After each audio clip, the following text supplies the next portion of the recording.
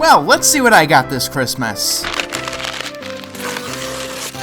Oh no. So this is Christmas. And what have you done? Another nightmare over, and a new one just begun. What am I even looking at here?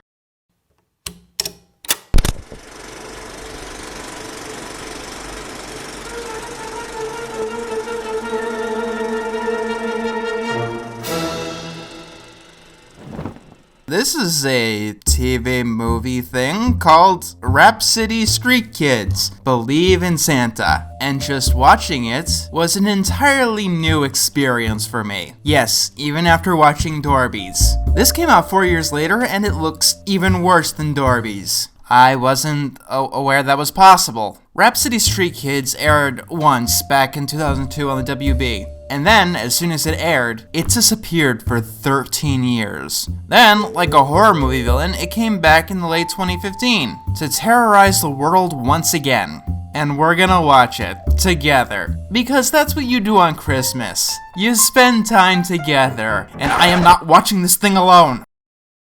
You've already noticed the animation. It's not this show's only problem, but it's definitely the biggest problem. Oh god, the animation. Let's start with the character animation. I mean no exaggeration when I say that they look like demons straight out of hell, on a mission to suck out our souls, crossed with blow-up dolls that have been torn apart by a shotgun.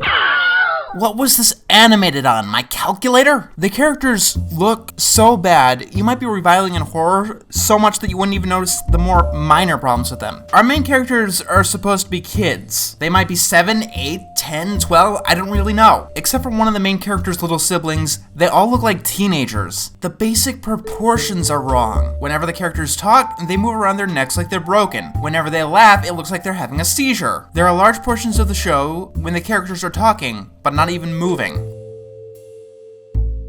When the characters do move, it's not much better.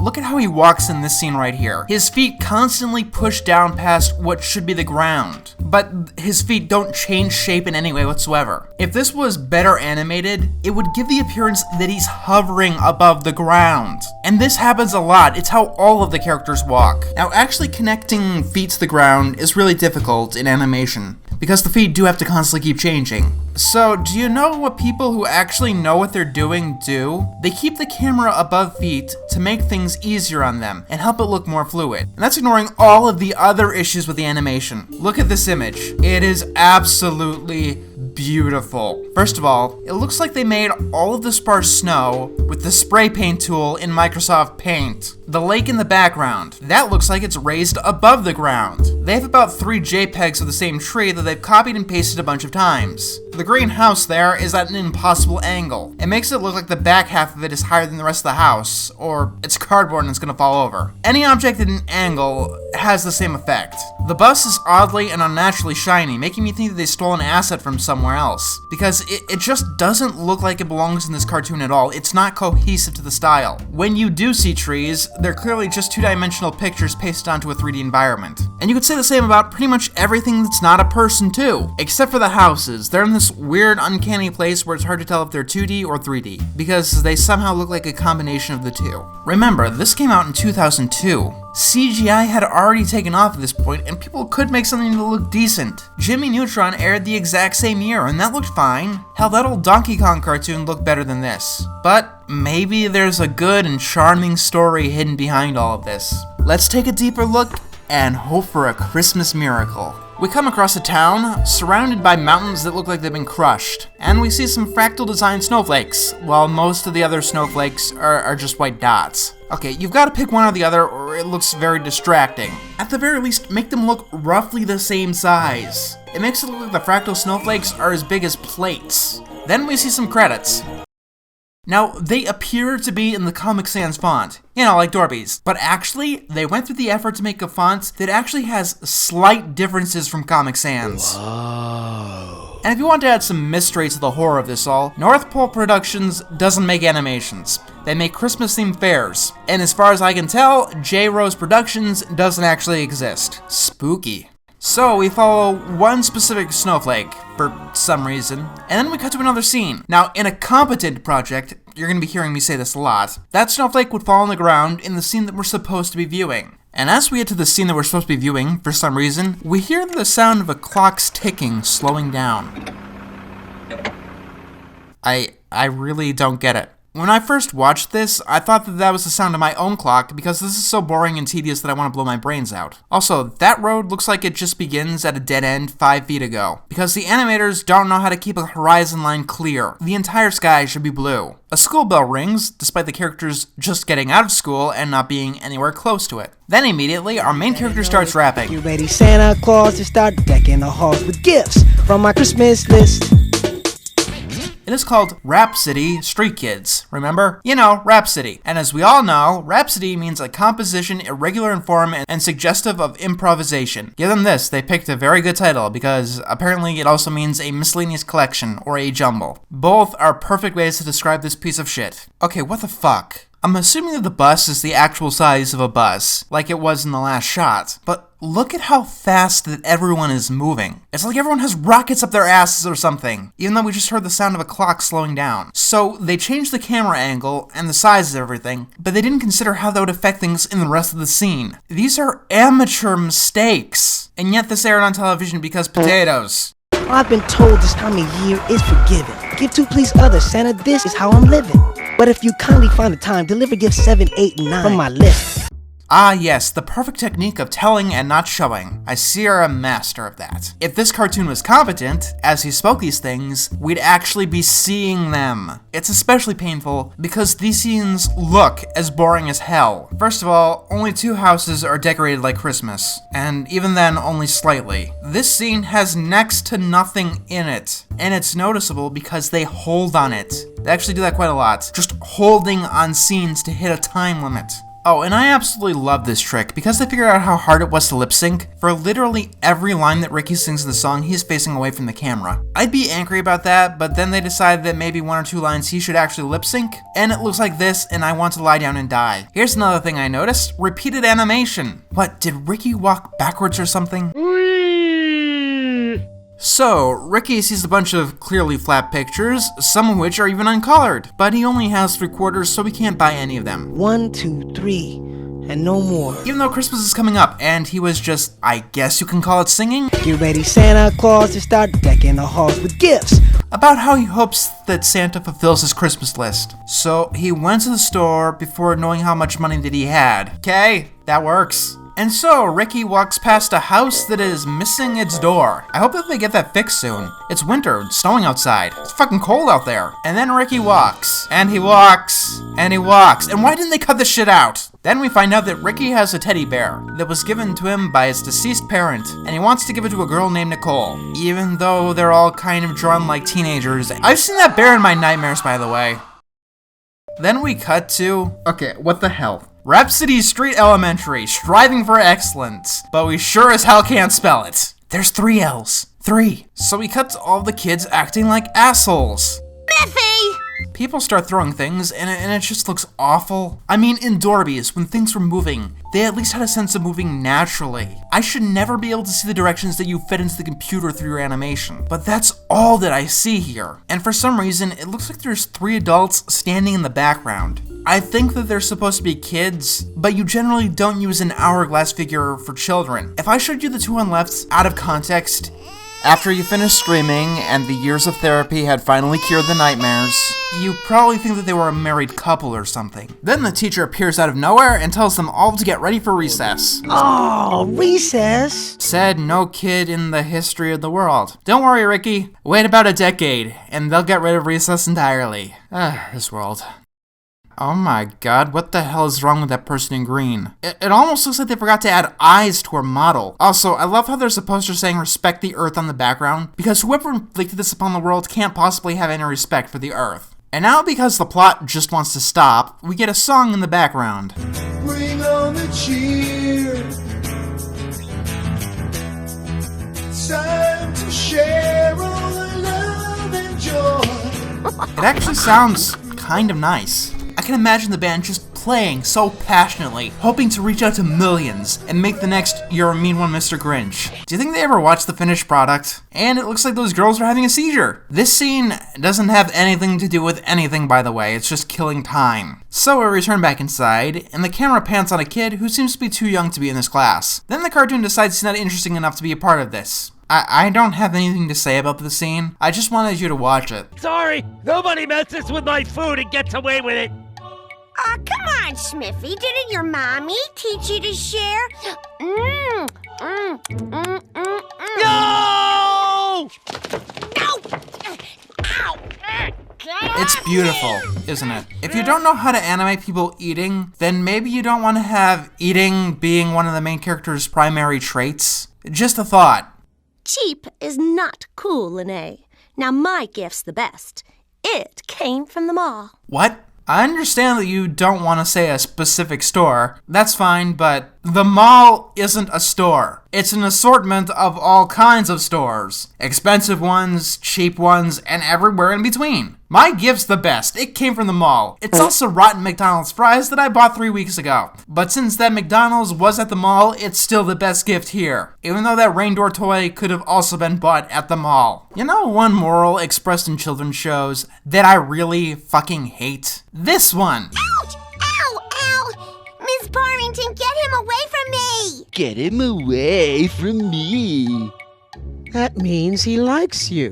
This message was everywhere in the late 90s and the 2000s. And it's just awful. Oh, he keeps hitting you. Oh, she keeps hitting you. That just means that they like you. Whether or not that's true, and more often than not, it's not true. You're a fucking adult, and it's your job to stop kids from hurting each other. It's a type of behavior that should not be encouraged. But for some reason, it's constantly encouraged in kids' shows as something cute or not much of a problem, even though it can be bullying. And for some reason, this idea is still around. The Loud House had an episode like this. Oh, a girl is bullying you. That means she likes you. Okay. Until she learns to treat me with respect, she can fuck off then. Puppy Love, a story of bullying and teasing and getting together so the bullying and teasing will stop. The principal comes in and wishes everyone a Merry Christmas. And this is another pointless scene. You could probably condense the actual plot of this thing down into 11 minutes, but the goddamn thing is 42.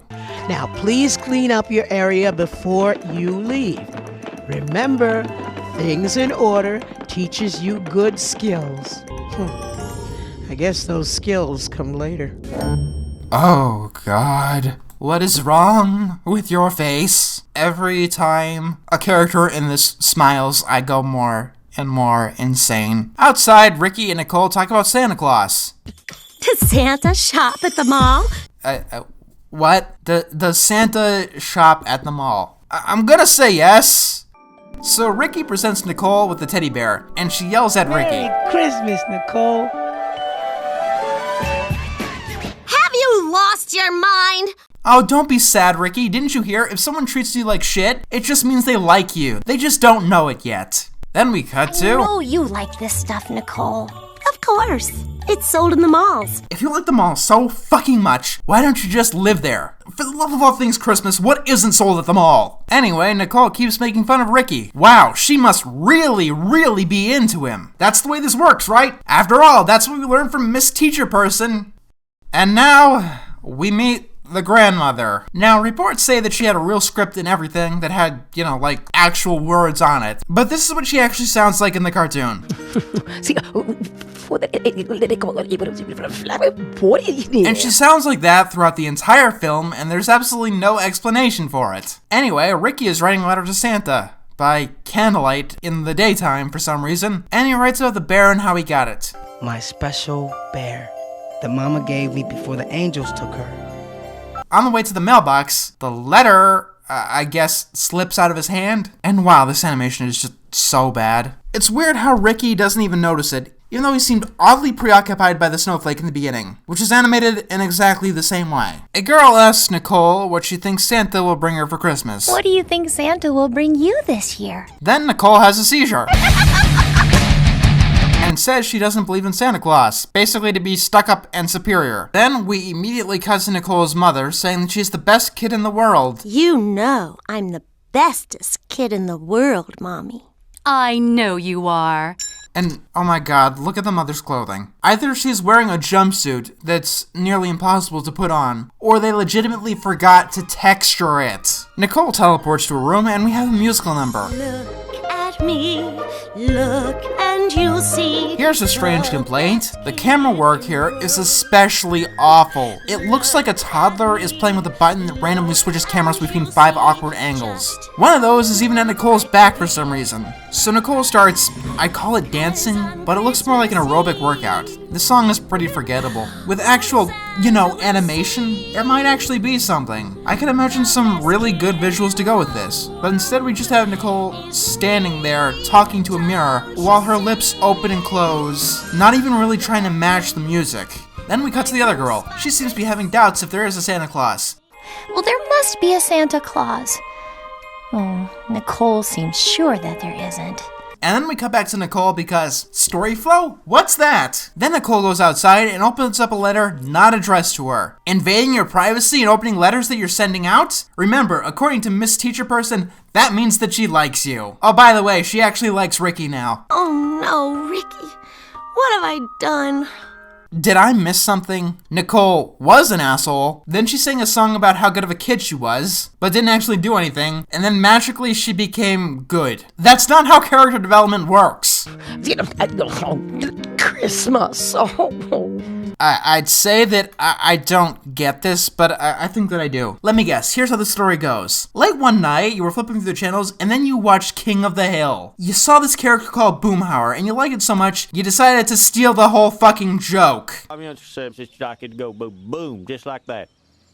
I mean, there's some speculation that this was an accident, but I don't think that was the case. She occasionally spouts a real word, like Boomhauer does. If there was a computing error or something, all of the words would be garbled. And there seems to be some self-awareness within the animated short that the grandma is spouting nonsense. They probably purposely garbled things up without even telling the voice actress. The next day, everyone goes looking for Ricky's teddy bear because Nicole feels guilty. Then 3 boys come up and they have a seizure.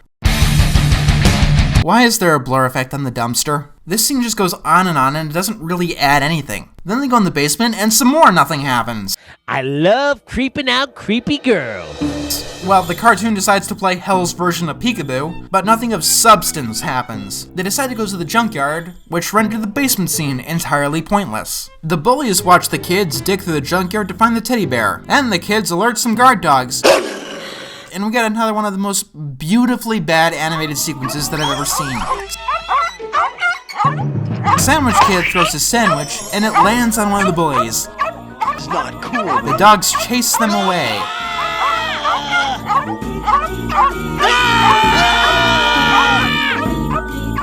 And then the kids find the teddy bear on top of a car for some reason. And then for some reason, they want to climb over a wall. I don't know why, since the gate was perfectly open, and there's no indication that they need to sneak out, but whatever. Now is not the time to be a girl. Did I mention the Sandwich Kid is a sexist asshole and I hate every second with him on screen? As soon as he teams up with the girls, he starts insulting them because they're girls, specifically stating because they're girls. You should help us too. What is it about girls being so bossy anyway? I get that he might be at that girls are icky age, but he just keeps harping on and on about it and it gets annoying fast. But hey, according to Miss Teacher Person, that means he likes them.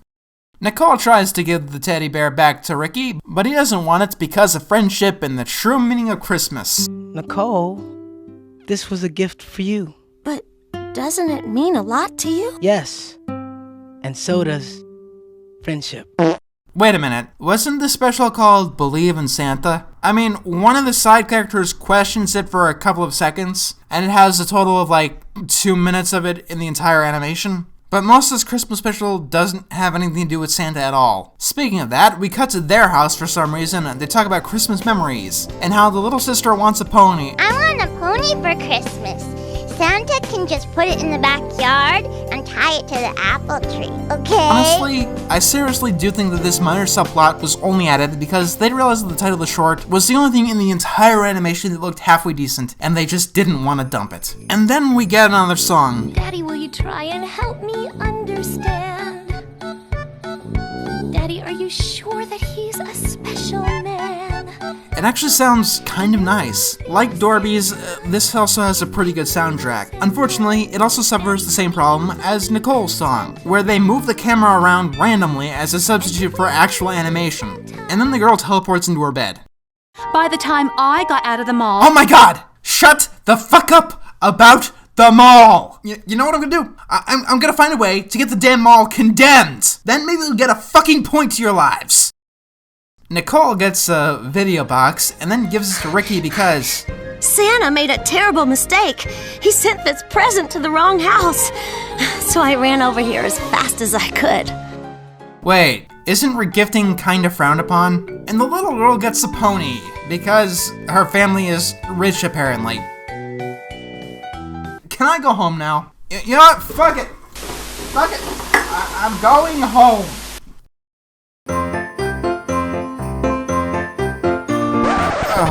This was a piece of work. When it comes to the story, it could have used a rewrite or two. On that level, it's better than Dorby's. If you want to call it Believe in Santa, the person who's debating whether or not she should believe in Santa should probably be the main character. And speaking of that, the characters all fall into pretty obvious stereotypes. Rich snob with a heart of gold, bully kids, the fat comic relief kid, the smart timid girl. We've seen these character types before. And there is so much filler. This should have been a half-hour short, not a full hour short. As I said, there are large portions where people are doing literally nothing but walking. That being said, I've seen other Christmas specials with worse writing. If we're judging it on the merits of story alone, it's not the worst that I've seen. With a few rewrites and maybe mix up the characters a bit, you'd be on the right track. But then there's the animation. No! Let me be blunt. This is the worst 3D animation that I've ever seen. With how it looks, you'd think that it'd be the first 3D animation in history. But no. Just no. 3D animation had been going on for over a decade before this came out. A small, tiny part of me, like a teensy little fraction, wants to see what this could have been with, like, really talented animation. But the other 99.9% of me wants to forget that this ever even happened. I think I now know why this disappeared for over a decade. Merry Christmas, everybody!